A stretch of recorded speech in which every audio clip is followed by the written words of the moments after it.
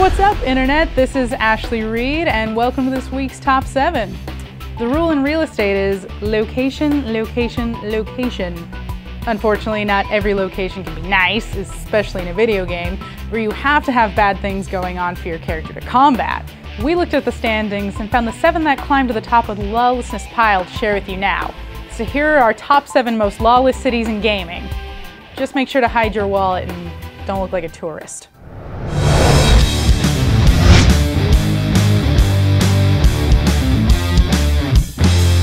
This is probably the city everyone thinks of when they think of lawless cities in gaming, because Liberty City is pretty much the epitome in most people's minds of a crazy, crime-ridden world.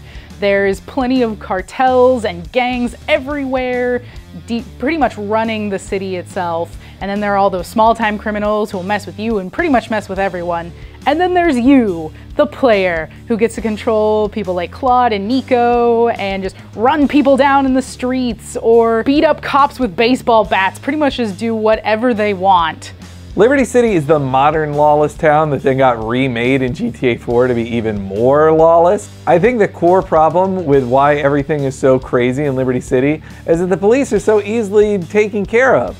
Like, you can shoot 10 police officers, run over 12 people, and then if you do happen to get caught, you're out the next day. Like, you're up in the next 24 hours. There's no being taken into custody with remand. And if you happen to die while you're on that crime spree, then you just go to the hospital and leave. One guy could go driving down the road and killing a bunch of people, and the entire SWAT team can't stop him. Like, he could just go paint his car and he disappears from, you know, their sight.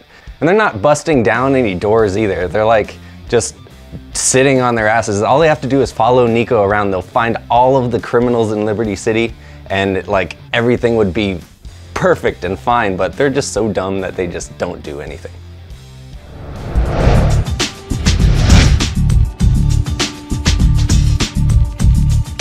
So the funny thing about Mass Effect is that while other games might have theme worlds like the water world and the fire world, Mass Effect has the shitty Las Vegas knockoff world. The entire asteroid of Omega is pretty much this mined-out husk where all that's left is mercenaries, prostitutes, drug dealers, and clubs.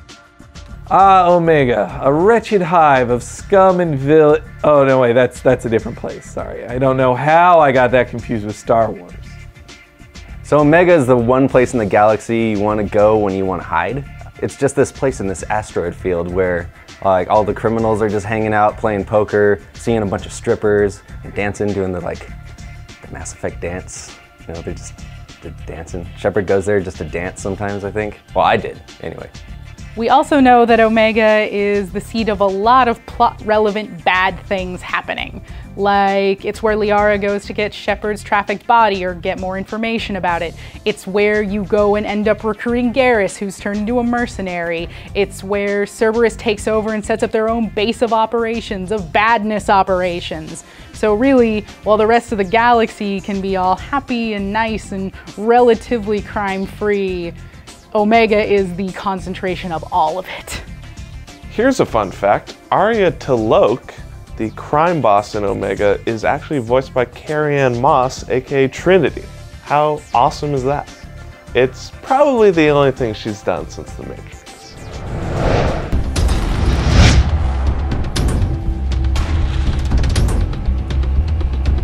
So FREESIDE from Fallout New Vegas is not the kind of place you want to go for a fun Vegas vacation.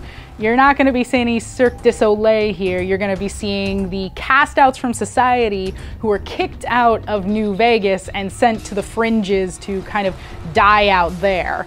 I think the only key difference between FREESIDE and regular Las Vegas is that the mutants walking around sipping on daiquiris are actual nuclear-powered mutants and not the tattooed, roided-up bros you normally see. Well, this side of Vegas sounds way more fun than a Celine Dion concert.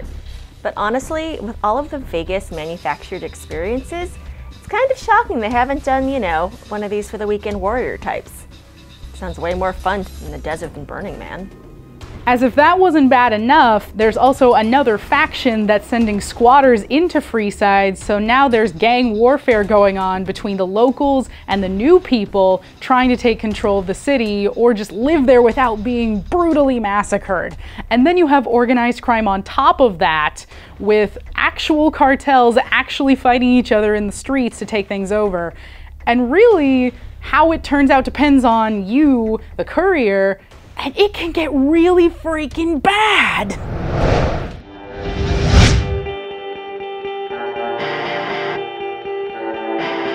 So you would think DUNWALL from Dishonored suffers from the opposite problem that most of these cities do, in that it has a horrible dictatorship with an iron grip on the people. But the thing is, that's just really a surface level thing. Underneath that, you have the police force that is entirely populated by ex-criminals who just harass the citizens and regularly deal with gangs. There are 7 different gangs, some of them magical, most of them murderous, fighting for control of different parts of the city. Everyone who isn't with the police force or the gangs is just trying to avoid getting eaten by rats on their morning commute. Now, it's already kind of awkward when homeless people on the streets ask you for change, but it's even more awkward when they grab you by the shoulders and start vomiting blood all over your face. I think DUNWALL is one of the more depressing lawless cities on this list, really. Like, doesn't seem to be a lot of like fun to be had. Plus, you have to like coexist with all these zombies, just like zombies walking around. The guards are just, you know, vaporizing people in gates, and there's just like walking zombies barfing all over everything. And nobody's taking care of this stuff. It really sucks to be a resident of DUNWALL.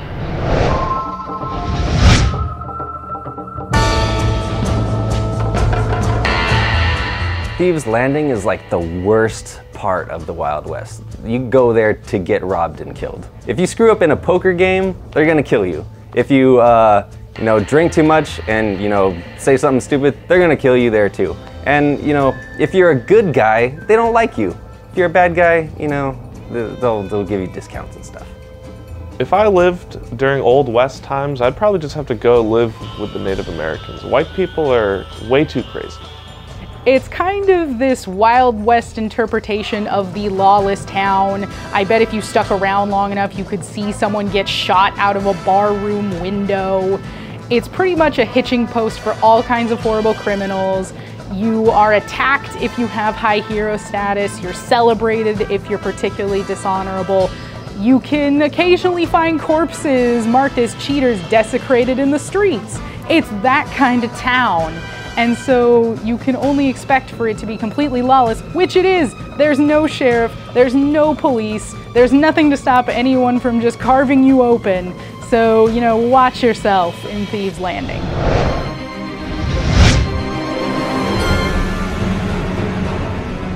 So there's nothing worse than a city where everyone's just completely strung out on drugs. Like, Rapture has absolutely no authority figures anywhere. There's no cops. There's no security guards. There isn't even a leader to say, hey, you guys don't do that. It kind of sounds like the worst nightclub you never wanted to go to. Too much plastic surgery, bad drugs, probably smells like Axe body spray, and I bet they even play dubstep. So Rapture actually was already kind of lawless from the start. Their only rule was you can't bring anything down from the surface. Everything else was fair game. If you got murdered in the street, how dare you, you lazy thing, letting yourself get murdered in the street. As Andrew Ryan saw it, the government's got no business in Rapture. It's just free to do what you want, be it experiment on people, drink alcohol, or just smoke and listen to jazz.